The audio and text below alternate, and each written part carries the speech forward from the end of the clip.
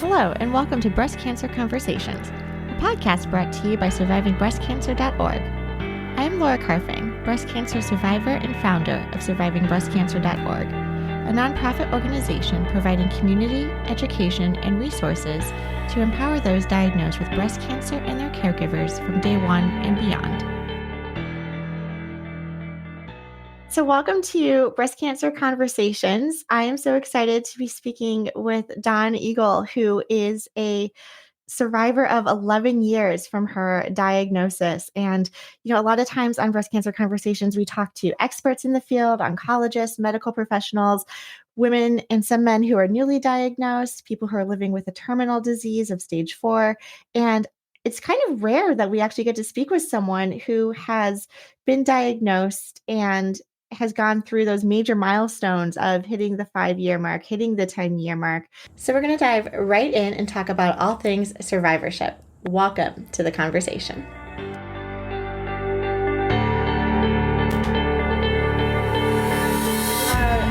Fourth generation native Californian. You don't find too many of us anymore. But I rented out my house and started doing some traveling after I finished my breast cancer treatments.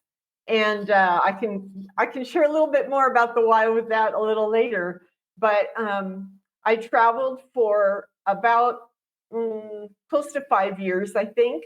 And then my mom started falling, and I had to move in with her and take care of her, which we thought would be maybe 6 months to a year. And I ended up being there for over 4.5 years. So she just passed last November, and I've started traveling again, and I do cat sitting around the world, and that's what has brought me to Guatemala. And travel has been a big part of my recovery, so we can talk some more about that. Oh, that's amazing. And you're just giving me ideas for a future podcast, because there's this amazing woman, Holly, who was on our podcast not too long ago. And I believe she was originally from Florida. And after her diagnosis, her and her husband sold everything and then started traveling around the world. And her story was quite remarkable, because we were getting into the nuts and bolts of like healthcare in other countries and the accessibility to some of those treatments and services. And so I think I was just following her story everywhere. I think right now she might be in Mexico, but I would love to bring you back on and we can do like a whole travel series after breast cancer. I feel like there's a movement right there. Excellent. And, it's so interesting too. So I am approaching my 7-year anniversary having been diagnosed with breast cancer. It seems like yesterday. Thank you. I mean, it really seems like yesterday in terms of like, we could talk about the day that we heard the news that we got diagnosed. We can talk about our surgeries, the different treatments that we were on, and all of these like milestones. I feel like they sit in with like, your birthdays or different anniversaries or different dates that you just have ingrained in your mind. And now even just, I think even 3 years or 5 years, especially 7 years, and I'm curious on 11 years, how much treatment has changed and evolved from when you and I were going through our initial diagnosis.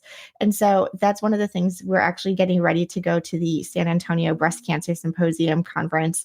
It's always the first week of December, and it's one of the largest breast cancer conferences in the world, where we can connect with oncologists and get the latest and greatest of, updates on research and clinical trials and the evolution and breakthroughs that are happening in this cancer space. And so I think that also gives our listeners hope that there's, what happened to you is like your story, my story. And then, if someone listening is newly diagnosed, some of the things we might be talking about today might seem a little outdated because things have changed so much. And that happens to me even when I speak with friends who are like, oh, I'm on X, Y, and Z chemo. I was like, oh, that wasn't an option for me when I was going through everything.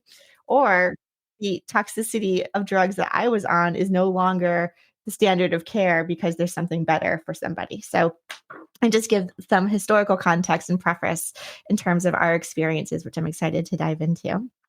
Interestingly, I will throw out there that my surgeon, who was a wonderful doctor, was one of the creators of the San Antonio Breast Conference. Oh, wow. And I was very fortunate to be led to her through a series of coincidences. And a lot of the good outcomes that I've had were because of her, Dr. Elaine Mahoney. Wonderful. Amazing. Yes. So Lots of good things coming out of San Antonio for sure. So I think there's a lot of questions we definitely want to dive into today. I think we were talking a little bit about, how you found out that you were diagnosed with breast cancer and some of like the lifestyle or backgrounds around what might have led you to developing potentially breast cancer, as well as lifestyle changes that have, I guess, um, impacted your survivorship. And I think that's something that we can dive into as well. I know sometimes getting diagnosed is like a huge wake up call of, what has happened to us? Why is this happening? And then how can I be an active participant in my healthcare? And so I'm excited to hear your story and go from there. So why don't you take us back to the beginning? How you found out you had breast cancer. Okay. Well, the world was supposed to end in 2012, and it didn't, but I felt like mine did. um, I had moved with a partner into my dad's home after he had passed in a very small town way in Northern California, up near Oregon. And it was not a healthy relationship and had not been for quite some time. And I didn't know until after I broke up with him, and I had a therapist tell me, you were with a narcissist and possibly a psychopath, nonviolent, but still, I had the courage to leave that relationship early in 2012. And one of the impacts of that for anyone who's been through it is that once you're finally out, you tend to fall apart. And I did. And I lost my best friend at the same time, and I had become pretty isolated in the relationship.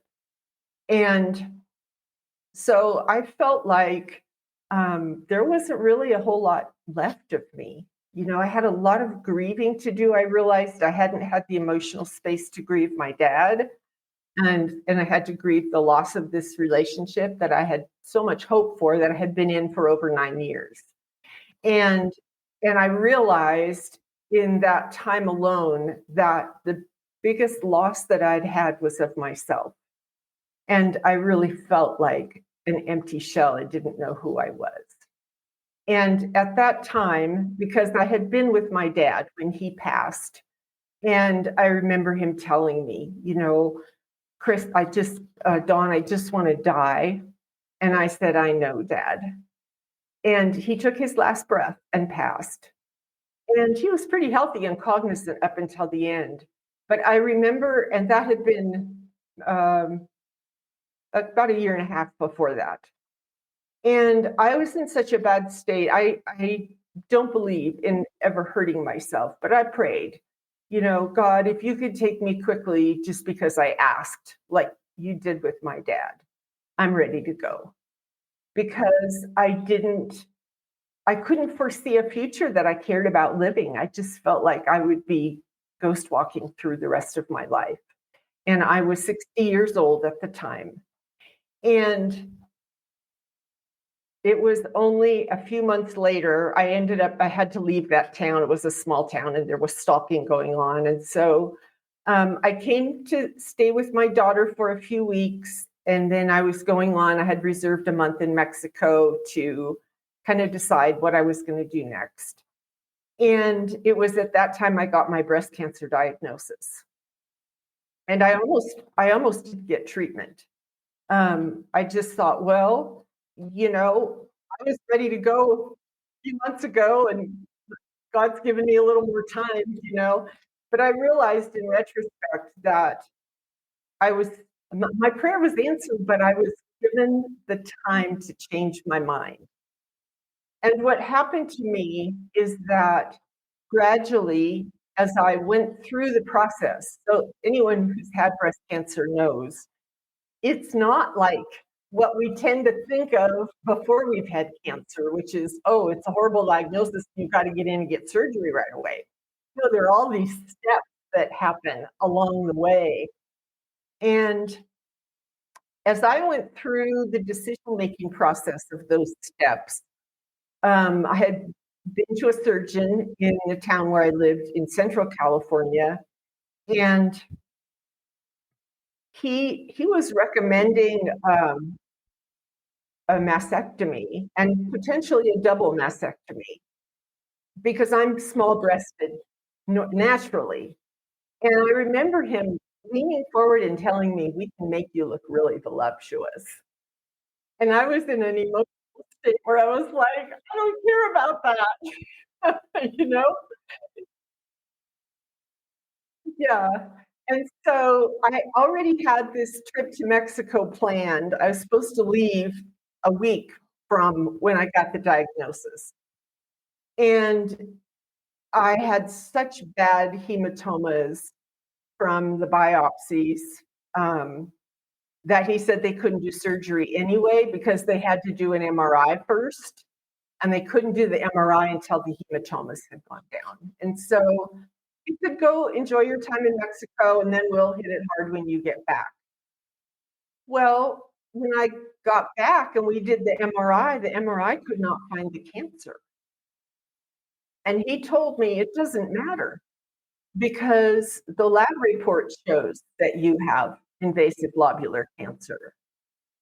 So I requested the lab report, and they said it was highly suspected, but they didn't have enough tissue to make a firm diagnosis. So it was at that point that I started looking into some other things, and I contacted Dr. Mahoney, who had been talked about by my neighbor up by where my dad's house was in Eureka. And so I contacted her, and I went up to see her for a second opinion.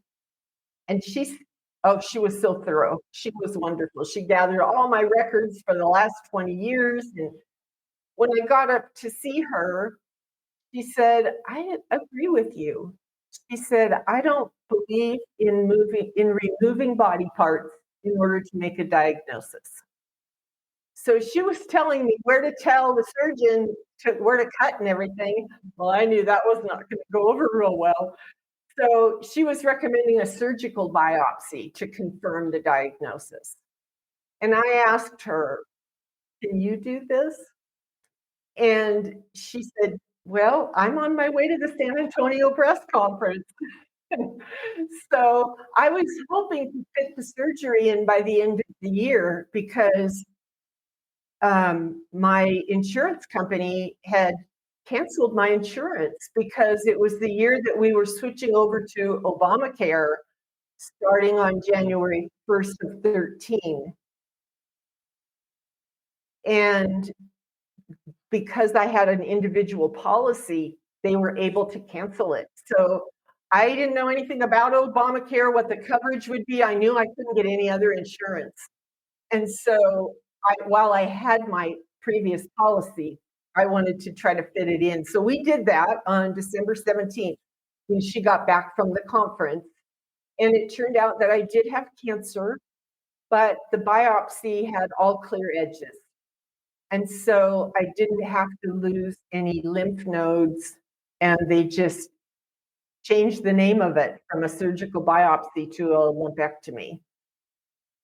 But the important part from the beginning part of my story is that somewhere along the way, I looked back at myself and I realized that I had regained the ability to advocate for myself. And that was huge for me. And that's where I feel like the gift of cancer came from for me.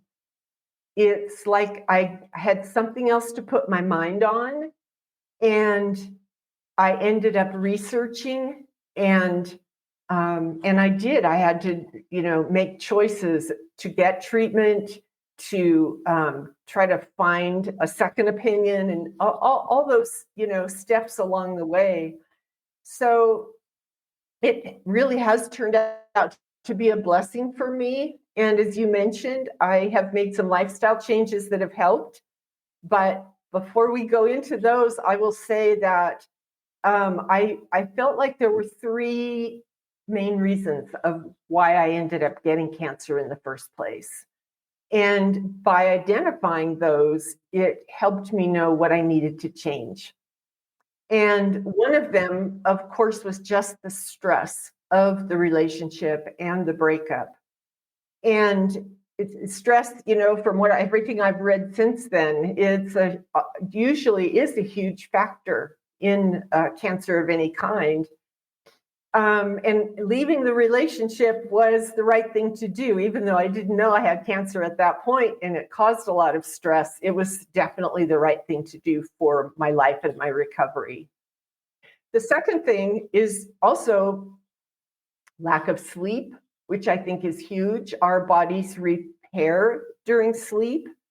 And I had been trying to support both of us by creating two businesses, and he wasn't working most of our relationship. And so I was working all the time. I was waking up at 5:30 every morning and staying up till, probably like midnight, 1 o'clock. I was, for probably 2 or 3 years before the breakup, I was surviving on about 5 hours sleep a night. And after the breakup, I couldn't sleep.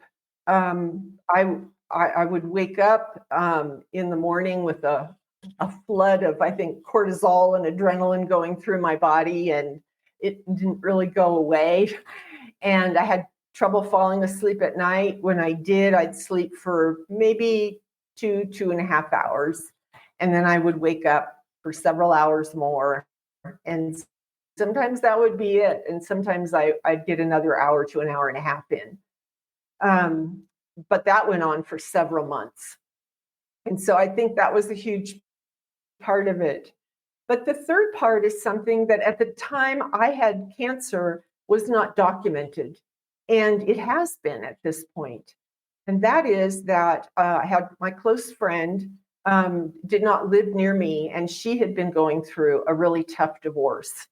And we had talked on the phone for probably 2 years every day, for anywhere from 1 to 3 hours every day. And it's hard to hold your phone that long. And so I had bought an earpiece and I clipped my cell phone to my lapel. And the place where I carried it is exactly where the cancer showed up. And now they're finding that the radiation from the electronic devices is definitely a contributor to cancer. And so when you put those three things together, it was, a triple whammy, I guess I will say, for me. But it also gave me the path to recovery and to staying in remission. So I'll stop right there for a minute. I know I've talked a long time. No, I appreciate you sharing your story. And there's so many, you know, avenues and paths we can dive into as well. And I commend you for just being so cognizant of these lifestyle factors that may have contributed to your diagnosis, and then finding your voice and being able to advocate for yourself, whether you were realizing it at the time, but then being able to retrospectively understand that you have your voice back and that there was something worth living for and fighting for. Because a lot of times too, we are in a society where, the doctors, there's that power dynamic, right, between the patient and our doctors. And we didn't go to med school, but here we are questioning what feels right for our body. And, it's challenging to build those relationships. And I talk to women too who don't even want to get a second opinion, third or fourth opinion, because they don't want to offend their doctor, for example, right? Like, what would so and so think if I went to a second opinion? And it's really just a personal choice. But then if you feel that you just want more information, I think the more people that are looking at your records, the more people that are looking at your files and having those conversations and examining you, the better, because then you're going to be able to make the best decision for you. And it reminds me that one of the things that Dr. Mahoney said to me after I finally connected with her is she advised me to think of myself as like a hub and spoke, like a wheel, like an old wagon train wheel. And she said, all of these spokes have experts at the end. And you need to think of yourself as the middle, and you draw on them, on their expertise. But ultimately, you are the decision maker about what's right for yourself. And it really helped me to think of it like that. to reach out. I also found a naturopath who was extremely helpful, and I highly recommend that. I know it's not covered by most insurance, but if you can afford it, it made a big difference for me. I was told I did get radiation, and I was told by the radiation oncologist that to prepare myself because I'm very fair skinned and that I was going to blister very badly. And he also told me that I probably would be looking at skin cancer, where I had on the breast where I'd had the radiation. He said usually shows up at about the 10-year mark. Well, the naturopath had a protocol. It included some other, internal things. But the main part about the radiation is that every day when I got home, she said, take a shower first, wash with soap. And then she had carbon, I think it was carbon, mud, it was a powder that I added water to and made a mud pack and put on my breast and sat up for 2.5 hours with that sitting on there. And then she said it would draw out the radiation from the skin and then go shower again and wash it off. And I did that. And also, they said, most people get so tired they don't want to exercise, and the oncologist said at least try to get out and walk, even if it has to be a flat surface, for 15 minutes a day. Well, I walked up hills. I did my normal 40-minute loop, every day, and I really credit the protocol from the naturopath with the level of energy I was able to maintain, and with the fact that I never blistered except for a little place where the seam of my t-shirt rubbed when I walked. Other than that, I didn't have that as a problem. And so I think there's a lot to be added. Of course, lots of other things too, nutrition and all that we can talk about, but to think of, you don't have just one resource, but there are many out there. And I'm sure you and your audience are familiar with a lot of the breast cancer organizations, which Dr. Mahoney, who I mentioned, started, I think, the first one in Palo Alto in California. But now I know they're all over the country, and I have used them in a couple of different locations and highly recommend that also. It's so helpful to have a volunteer who's been through the process to talk to is, I think, a huge part of it. Yeah, I mean, that was part of my story when I was diagnosed. You would think living in Boston with access to some of the best medical hospitals in a metropolitan area. I was 34 at the time. And so I literally thought I could just go on Facebook or go on, social media and just say hey, does anyone want to grab a coffee or a sandwich? Or I just want to hear and see somebody who's been through what I've gone through. And then of course, because of HIPAA and everything, you can't necessarily go to your doctor and say, hey, can you match me or pair me with somebody in your clinic for support as well. So I found it very isolating even in 2016 when I was diagnosed because, and I know since then, social media has been skyrocketing and everything is online these days. But that really led me to figure out how do we find this community? How do we find someone that not just has breast cancer, but has, in your case, lobular breast cancer, or someone in my case who was in their 30s and is trying to navigate a career while diagnosed with breast cancer or starting a family with breast cancer, et cetera. And so really being able to find those connections, I think, are invaluable. I will also mention, because it's not a fact that I've heard anyplace else, the nurse that headed up the breast cancer organization that was there locally where I had my surgery, they had a lending library. And there was a book I read that brought up this question. I think it was, maybe I read this in the book, about how common it is for women who have been diagnosed with breast cancer to have come out of an emotionally abusive relationship. And the nurse said, yes, they think that it's about 50%, which is huge. And so that would be one recommendation that I would have, is for women who find themselves in that situation to realize your own health is so involved that earlier is better than hanging on and hoping when you are in a relationship where you are not being honored as a person.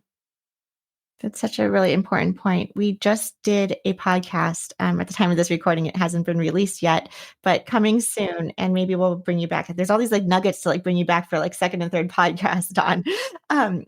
If you're open to it, we actually talked about domestic violence in the context of breast cancer, because I think it's something that's quite silent, but affects so many women. So I definitely believe the statistic and the research that you were just sharing. And in this particular podcast, we were identifying, a lot of times you think about the physical side of the abuse. And we really dived into, the emotional side, the power and control that can happen in unhealthy relationships, understanding, perhaps it's the finances that's hanging over someone's head, or, the moment that you buy a house together, then all of a sudden there's this like power and control that, the person can be putting upon you. And until you as the victim realize this, right? And you even mentioned in reference stalking earlier in the podcast today, right? There are all these things that can contribute to an unhealthy relationship that when you're in it, you don't necessarily see it, but then how that manifests over time. So I appreciate you sharing that story, and not just the abuse side of it, but how that leads to the stress and the self-worth, and how you were even using words like, withering away, not feeling like yourself, losing yourself in this process. And then to go through a cancer diagnosis where we also feel that our identity is being, threatened. We're talking about female body parts that may or may not make us feel whole after going through such surgery as well. So this is a very traumatic experience on so many accounts. And so I appreciate you sharing that experience with us. I've never been to a naturopath before. Going back to that topic, I am so curious. I want to, but you're right, because it's not covered by insurance, it has been a little financially prohibitive in my case. But what was interesting, and you may not know this about me, I was a strict vegan for, gosh, I was a vegetarian, then became vegan for at least 20 years of my life before I became a breast cancer survivor. And so I remember being so angry that I developed breast cancer, and I was eating kale and broccoli and like the mushrooms, like, and doing all the things that I thought I was doing well. I was at an ideal weight. I was athletic. I was, doing yoga and meditating to like reduce stress. Like I was living the life in my opinion. You were doing everything right, huh? Oh, and then I just remember being so angry. And then I don't know what your experience was, but everyone seemed to have had an opinion too, right? Like, oh, you have breast cancer? Well, have you tried this? You need more of this. And like everyone wants to give you advice. And I'm like, I don't need any advice right now. Like, let me just navigate this. I appreciate your concern, but I need to figure out what works for me. And actually, over the course of these last 7 years, I am no longer a vegan, because I realized, just going back to a like plant-based whole food diet, and incorporating different types of protein into my diet is what I needed to do, because we were getting to a point where it was becoming so restrictive. I was scared to eat like edamame because of the soy factor, right? Like I was just going down this like really dark path that was not actually healthy in terms of a nutrition perspective. And so now I feel it's actually kind of fun. I remember the first time I went out for fish and I was like, ooh, what's this? Like, is it the white one or the pink one? Or like, I haven't tried it before. So, going on dates again, have a whole new meaning in terms of trying new food groups for myself. That's great. You mentioned people talking to you, and that all by itself can be so tiring. I know as soon as people find out that you have breast cancer, they want to tell you their story, or they want to tell you about someone they know that went through it, or they want to give you advice about what to do. And I found what was helpful to me during that time was to, I did an email, and I sent it out basically to my Christmas list, not Mhm. probably everybody, but almost everybody. And let them know what was happening and let them know that I would keep them posted of what was going on with me, the important stuff, but that I couldn't talk to each one of them individually. Oh, yeah. So And that helped a lot. I was, like I say, I was going through the emotional recovery of the relationship at the yes. same time that I was dealing with the cancer diagnosis and treatment. And so I really needed, I actually ended up starting an online magazine for um, people who had removed themselves from toxic relationships. Hmm. And I looked at my own experience and I built the magazine around that. I called it Survive, Transform, Soar, because I Mm. realized I went through these 3 stages of recovery, and they really apply to breast cancer or any kind of trauma someone has experienced. And that is that at first you just do need to survive Yes. and do whatever's necessary to get you through that initial period, because what most people do is they either go back to the relationship as a way of trying to solve the pain, or they harm themselves. The suicide rate is really high, or they get diagnosed with a disease like breast cancer, and there are others. A lot of them have fibromyalgia and other things, but Mhm. something that usually is life-threatening and often life-ending. Um, there's a 4th one I'm not thinking of right now, but basically, you need to survive that initial period, Mhm. and then you enter a stage, which I call the transforming, where I have advised people to go into a cocoon, where they limit themselves to being around people Mm. who are supportive, that they can trust, and to just kind of move everything out of their lives that they don't absolutely have to deal with, and give themselves that protection of the cocoon. And then gradually over time, as you heal, you can add back more into your life. And then that 3rd stage is when you get ready, you leave the cocoon and you soar into a life that I call better than before. And that has certainly been the case for me, with my recovery from breast cancer, as well as my recovery from the toxic relationship. And where can people go find this magazine? Are you still producing it? Well, unfortunately, no. The website is still available. I don't know for sure how long I will keep it up. It is called survivetransformsoar.com. And Okay. Google always changes it in the beginning to SORE, but it's SOAR, soaring like the eagle.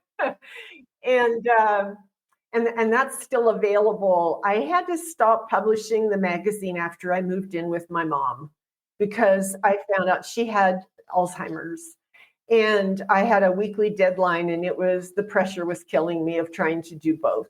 So I had to let go of the magazine at that time, and I don't have plans to start publishing again, but every issue had an article by an expert in some area.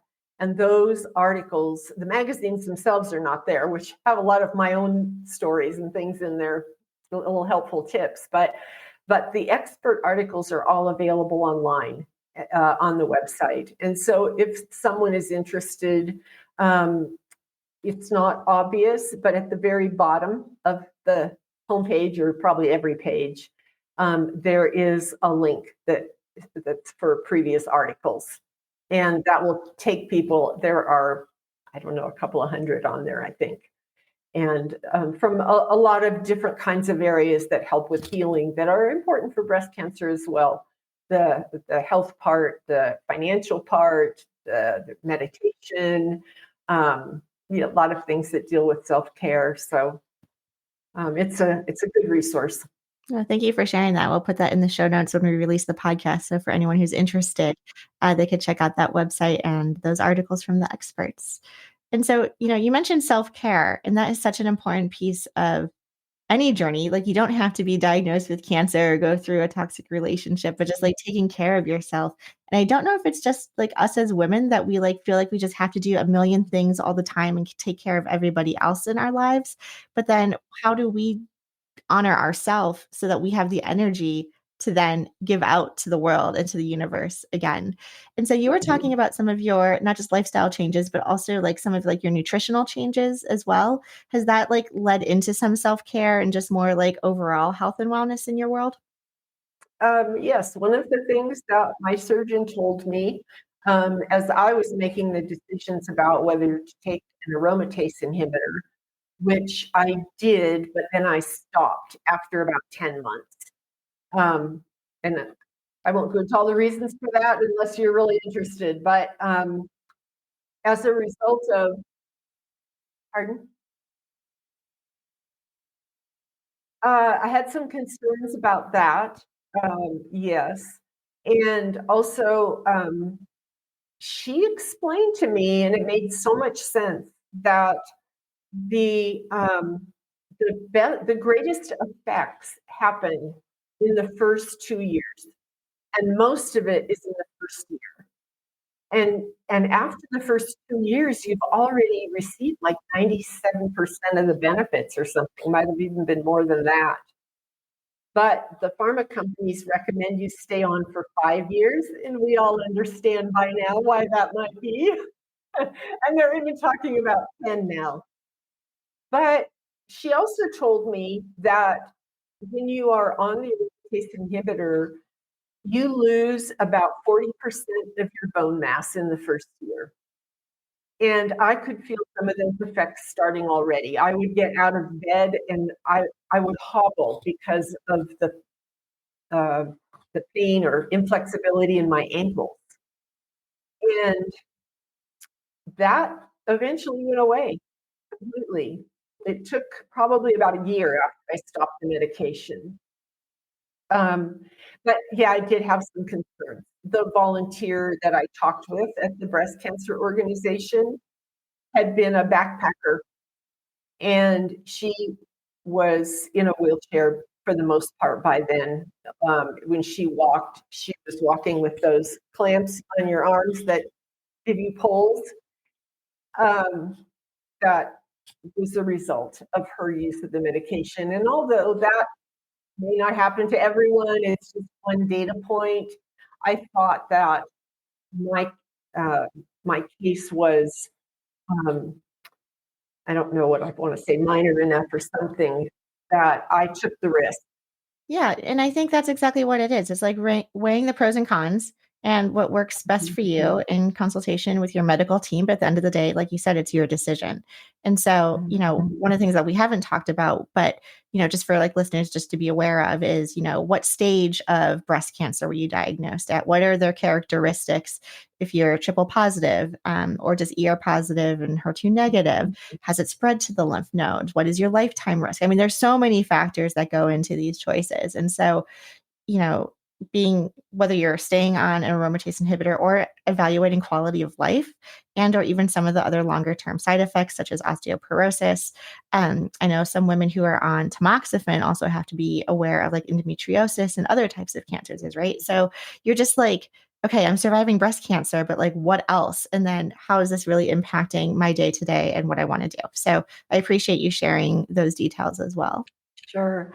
And, I've been fortunate not to have to deal with lymphedema, but I think that's a big issue for a lot of people.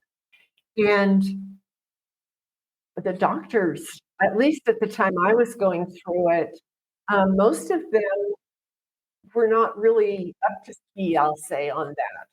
That their focus is on curing you and doing every possible thing.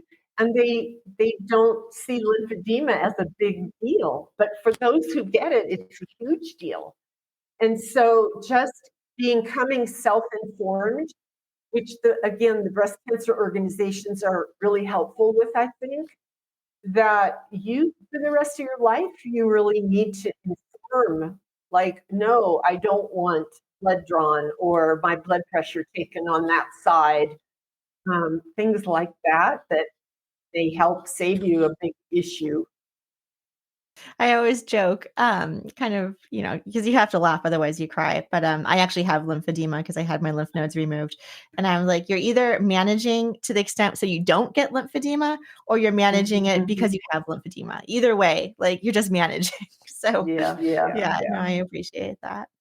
But I didn't mean to interrupt. You were talking a little bit about some like the nutrition and like what your diet is like today, like a day in the life of Dawn. Like how are things going today? Yes. There was something that I was going to tell you that Dr. Mahoney suggested, and I don't remember that right now. But one of the big changes that I made came from the breast cancer organization, and they had a visiting nutritionist. And she shared, oh, I know, it's preliminary to that comment. What Dr. Mahoney had said to me is that when you look at the things you can do to keep your cancer in remission, she said you get about the same amount of benefit from diet and exercise changes as you do from chemo. And when I heard that, I thought, well, you know what? If that's my choice, I know what choice I make.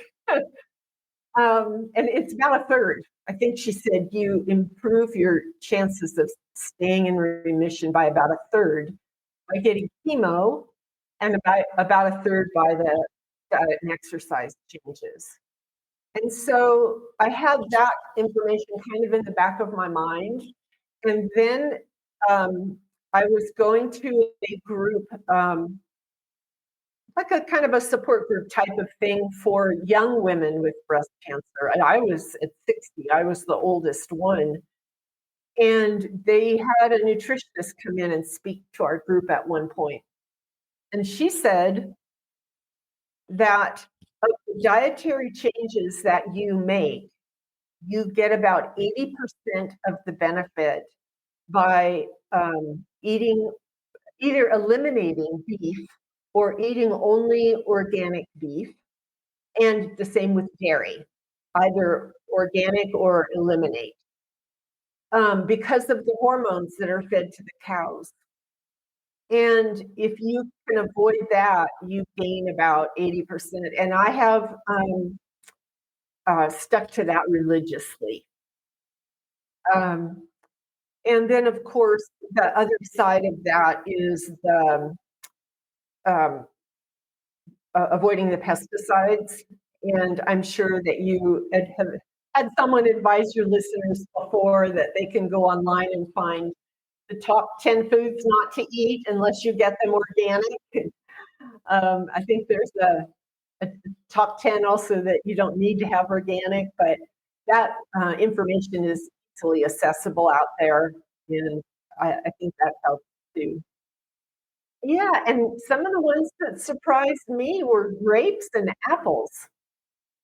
So anyway, just those little tips that you find along the way, I think make a big difference. For me, of course, the sleep issue was a big one in resolving that. And I temporarily took, I had a hospice therapist actually who recommended this. There's an over-the-counter medication called Zequel that is, people are familiar with Dayquil and NyQuil. Well, the ingredient in NyQuil that makes you sleepy, they isolated it and they made this Zequel. And it's non-addictive. And it had just come out right at the time I was dealing with all of this. And so I tried that because I wasn't going to take, prescription sleep medication. And that helped a lot. And I didn't have any problems when I got ready to stop. I just stopped, and there was no boomerang effect or anything. But I pay attention to that. I've used melatonin, meditation. A lot of things have helped, but I'm careful to make sure that I'm sleeping well. And exercise is the other big thing that's really important. I think it's important for the brain as well as for helping prevent a recurrence of any kind of cancer. Exactly. Yeah. No, I think there's a Harvard study as well that I was referencing not too long ago. I think it was saying similar, you know, by if you're early stage and you exercise, it could reduce your chance of recurrence by up to 30%. And so just like seeing that, you're like, okay, well, now I have to. Like I'm doing this like, Yeah. not because I'm feeling lazy or I don't want to or I'm trying to lose weight. I'm like, I'm actually literally exercising for survival. Sorry, a couple of other tips maybe in the recovery period that I think have helped me. And the first one I will mention had to do more with the recovery from the toxic relationship, but I think it's also very important for cancer survivors. And that was accidentally, actually, initially, once I left the town I was living in where my ex still was, I stopped and visited a couple that I hadn't seen in since really before I got into that relationship. And the woman was a good friend, but I had met her because she was my boss, and she and her husband had provided a lot of training for the nonprofit that I worked for. And I realized I was only at their house for, I don't know what, 2 or 3 days on my way down to my daughter's and going to Mexico. But I realized these people are relating to me as the person I used to be. And it made me start to remember what I used to be and to relate more in that way. And I had that experience over the next couple of years, intentionally building it into my life. And I think that your social relationships, the people that you can trust, um, who uh, who care about you, are very important to not isolate yourself from when you are going through the treatment process, and really ever after. The social support is so important. The other thing I will mention is that made a huge difference for me was the travel. And when I was going through my treatments, I kept having this just intuitive drive to get in my car and go. And I would, when I was sitting for that 2.5 hours every day with a mud pack on my breast when I was going through radiation, um, I would have that. It would just come up for me. I had this urge to just get in my car and drive. And so I did that. And I've written an article since then where I said my only plan was to not have a plan. And that's what started my travel. And it was helpful when I finished the radiation treatments. I initially drove across the country, which I have done a few times now, drove all the way across Canada one summer. Um, but that initial drive, especially, I was able to express and get emotions out of it. You talked about being angry. And, I learned anger there's nothing wrong with it. It's our natural human reaction to being hurt or to feeling threatened. And there are a zillion other emotions that we go through in the cancer process. And to be able to talk out loud or yell or cry and not have to worry about anyone hearing me and worrying about me, and to just talk out loud to no one, for miles and miles. It not only helped the time go by, but that movement across geography helped me move the cancer and the relationship into the past. And I highly recommend travel for anyone who is dealing with either one of those issues, really. It's another way. When you expose yourself to different environments, it's another way of connecting with yourself. and finding things out about yourself, even things that maybe you never tried before, that open doors. And one of those doors that was opened for me, I've said my whole life, I don't have an artistic bone in my body. Um, and I tell a funny story about one time being at a party where it was mostly adults. And there was this one 6-year-old little boy that was the only kid there. He was so bored. And he said, "Would you draw me a picture of a horse?" And I was like, "Okay, I'll try." And I drew the picture, and he looked at that picture, he looked at me, and he goes, "It's not a horse, that's a pig." So that's a good illustration of my artistic ability. Again, sitting those hours during the radiation treatment, not the treatment, but during the mud pack time afterwards, I kept having this intuitive urge to paint with my fingers in oil. And I pushed that away for about a year. I was like, that's not me, you know? Um, and finally, I contacted a friend of mine who is a painter, and I said, what do I do with this? And he got me started, and that's a whole nother story. But when I did that first painting, and I thought it would only be one, like get it out of my system, um, I was so amazed at how it just brought me into the present moment. And the rest of the world went away, and I was just immersed. I wasn't worried or stressed, or there was no anxiety. And then I remembered how I hadn't taken much part in it, but I remembered how hospice does a lot of art groups for people as a way of working through their grief. And I think that that's a valuable tool for those dealing with cancer also, because you do get stressed and you have so much on your mind and so many decisions to make and so much fear. And to have an activity like that that just engrosses you and focuses you on something else, it helps a lot with the stress. Mhm. Therapeutic and finding that expression. And so at survivingbreastcancer.org, we do actually offer art therapy classes virtually for people to attend, expressive writing classes, because we want to treat that whole person. And you don't have to be the artist or the poet or the writer, but then just to, get your feelings out there in a way that maybe it's hard because you can't find the right word. But there's, driving across country. I love that idea.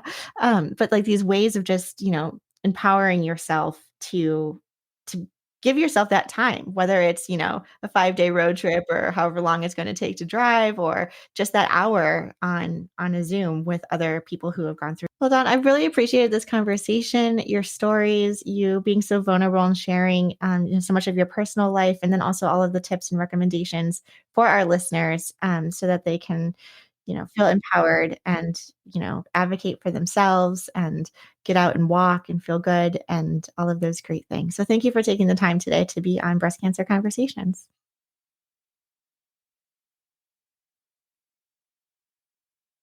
Thank you.